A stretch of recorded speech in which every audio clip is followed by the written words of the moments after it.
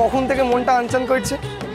আরে আমাদের তো এখন বেরোতে হবে, আমাদের তো মাগুন তুলতে যেতে হবে, তাড়াতাড়ি চল, নয়তো রাতে খাবো কি? চল যাবো তো। তোরা সবাই জানিস তো যে আমরা কি করব? আগামী 5 দিন আমরা মাগুন তুলে সেই রান্না করে রাতের বেলা খাবো, ঠিক আছে? আর আগামী 5 দিন আমরা এখানেই সকল মিলে একসঙ্গে থাকবো। হ্যাঁ রে রাঙা, তোর সমিটো শ্বশুর বাড়ির লোকজন সব আসতে দিল, কিছু বলে নাই? বলে নাই, আবার সবাই মিলে আপত্তিটা করেছিল, কিন্তু তারপরে যখন শুনলাম আমি মানতটা করেছি তখন আর কেউ কিছু বলে না। আসলে কি বলতো, এই পাড়াতে তো প্রথমবার চড়কের পুজোটা হচ্ছে, তাই এই পাড়ার লোকেরা আমার উপরেই দায়িত্বটা দিয়েছে। কেন বলতো? কারণ আমরা হচ্ছি জঙ্গলের গ্রামের মানুষ, এসব পুজোর নিয়ম কানুন তো আমরাই ভালো মতন জানি, এসব শহরের লোকেরা তো জানে না। তাই ওরা বলেছে আমরা যা বলবো, যেভাবে বলবো সেভাবেই ওরা পুজোটা করবে। আমরা হরগৌরী সেজে মাগুন তুলে পুজোটা করবো, পুজোর সব নিয়ম কানুন পালন করবো, কেমন? চল চল।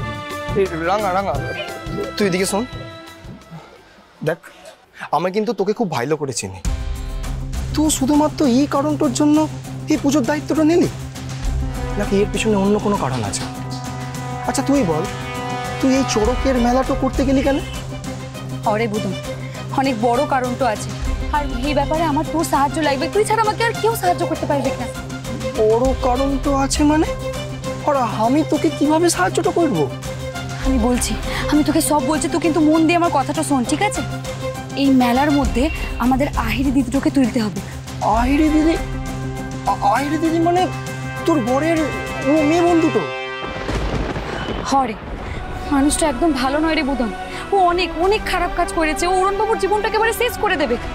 তাই তোর সাহায্য লাগবে, ওই মেলা চলার ফাঁকে আহিরি দিদিটাকে তুলতে হবে। আহিরি দিদিটাকে তুলতে হবে? তারপর? তারপর ওকে আমরা একটা জায়গায় বন্দি করে ওর মুখ থেকে আসল কথাগুলো সব বের করবো। আমার কি মনে হয় জানিস তো বুধন, ওই মিসেস কলকাতা কম্পিটিশনটা যেদিন হয়েছিল না, সেদিন ওই আহিরি দিদি তোদের ব্যাগে অস্ত্রগুলান রেখেছিল। আর ওই হোলির দিন যখন আমি জলে ঝাঁপ দিয়েছিলাম, জলের নিচে আমার পা দুটো বেঁধে দিয়ে আমাকে মেরে ফেলার চেষ্টা করেছিল রে। কি বলছিস তুই? ও মেয়েটা এইসব করেছে? হরে বুধন, ওই মেয়েটাই আড়াল থেকে এই বদমাইশি গুলান করে চলেছে। পুরনবাবুর জীবনটা বাঁচাইতে হবে রে।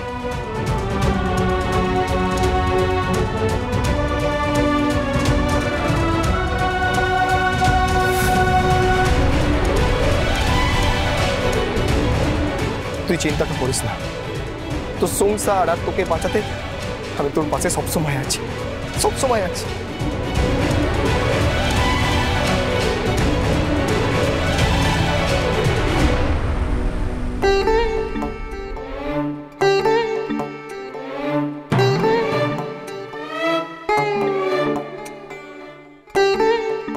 সভ্য, কি করছো তুমি? কি হয়েছে তোমার? সোনা, এই আইডিয়াটা আমি রাঙাকে দেখে পেয়েছি জানো। আসলে সোনা দেখো, আমার খেলনার দোকানের ব্যবসাটা তো ঠিক জমছে না, তাছাড়া বাড়িতে কত অশান্তি। তাই আমি ঠিক করলাম সোনা, আমি রাঙাদের মতো চড়কের পুজোয় মানত করব, তবে যদি বাবা ভোলানাথের আশীর্বাদ আমার ওপর ঝরে পড়ে, আমার যাতে কপাল ফেরে। বুঝতে পেরেছো? আমি ফুল রেডি, আমি যাচ্ছি এবার রাঙাদের যোগ দিতে। হ্যাঁ, মাথাটা কমপ্লিটলি গেছে নাকি তোমার? নতুন করে আর যাওয়ার কিছু নেই বৌদি, মাথাটা দাদার অনেকদিন আগেই গেছে। সংসার যাবার খুব ইচ্ছে হচ্ছে না, বিটলে লোক একটা। তুই এদিকে তুই বলছিস কেন? তুই কি পরিষ্কার করে বল, তুই কার দলে? আমি কিন্তু সিরিয়াস দাদা, তুই কার দলে? কি উল্টো পাল্টা বলছিস? দলে উল্টো পাল্টা মোটেই বলছি না, আমাদের দলে না রাঙার দলে। আমার কি মনে হচ্ছে বল, তুই আসলে একটা গিরগিটি। হ্যাঁ, তুই সবার সামনে আমাদের হ্যাঁতে হ্যাঁ মেলায়, কিন্তু আসলে তুমি ভেতরে ভেতরে রাঙাকে সাপোর্ট করো, তাই না? বাবা, আমি আমার নিজের ভালোর জন্যই চড়কের পুজোয় মানত করে একটু ভিক্ষে চাইবো, ভিক্ষা মেঘে বেড়াবো রে, লোকের বাড়ি বাড়ি গিয়ে ভিক্ষে করব, আবার দিনের শেষে মালসায় সেদ্ধ ভাত রেঁধে খাবো। এ আমার কতদিনের ইচ্ছে। আর তুই পড়েছিস দল নিয়ে, বলছিস তোদের দল রাঙার দল, তোদের দল রাঙা। আরে সবকিছুতে এত দলাদলি করিস কেন তুই? মানে তুই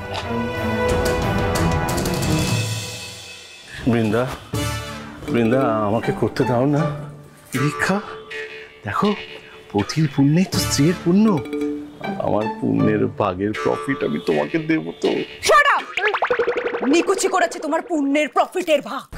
ন্যাকামো করছো না? এই খোলো তো। খোলো বলছি। খোলো। খুলবে।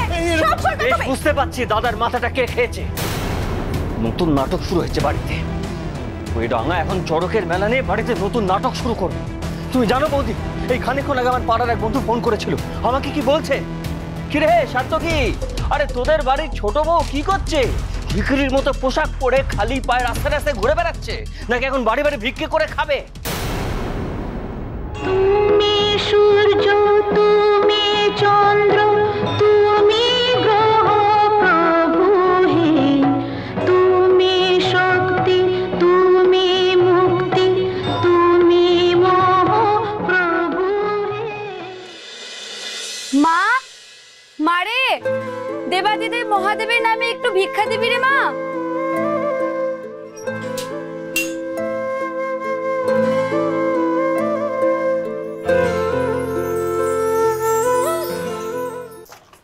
হ মরি যা, দেখো দেখো কে আসিছে, আহিরি।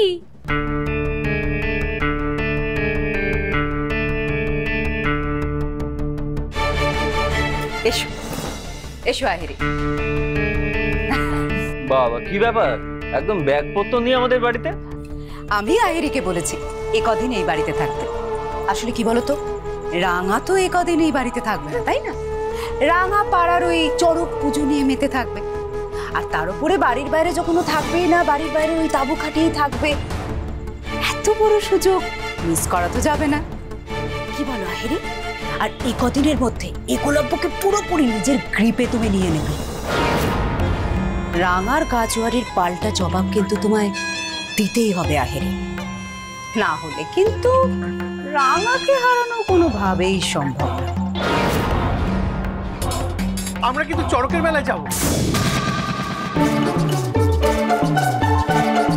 শোনা, শোন না, বলছি কি, দেখো পাড়ায় এত বড় একটা পুজো হচ্ছে, সেখানে সবাই না গেলে মানে পাড়ার লোকেদের তো যেতে হবে বলো। হ্যাঁ, তাছাড়া আমার বাবা তো প্রেসিডেন্ট ক্লাবের, আমাদের বাড়ির সবাইকে যেতে হবে, না গেলে হয় বলে? এত বড় একটা যাবো তো সব্য, আমরা যাবো তো, আমরা সবাই মিলে যাব। কিন্তু আহিরি, তুমি কিন্তু সব সময় একলব্যর সঙ্গে থাকবে। একলব্যকে একদমই হাতছাড়া করা চলবে না, কেমন? দেখো, রাঙাকে বিয়ে করে এগুলো বুঝে কেতে বড় ভুল করেছে সেটা যখন ও বুঝতে পারছে, তখন এই চান্সটা তুমি কিন্তু হাতছাড়া করো না। চড়কের মেলা নিয়ে নেচে রাঙা আসলে নিজের কবরটা নিজেই খুঁজছে। আমরা সবাই মিলে হাতে হাত মিলালে তবেই না রাঙামতিকে এই বাড়ি থেকে আউট করতে পারবো। আর আহিরি, তুমি হবে ইন। বড় বৌদি আর তোমাদের সবাইকে থ্যাংক ইউ সো মাচ।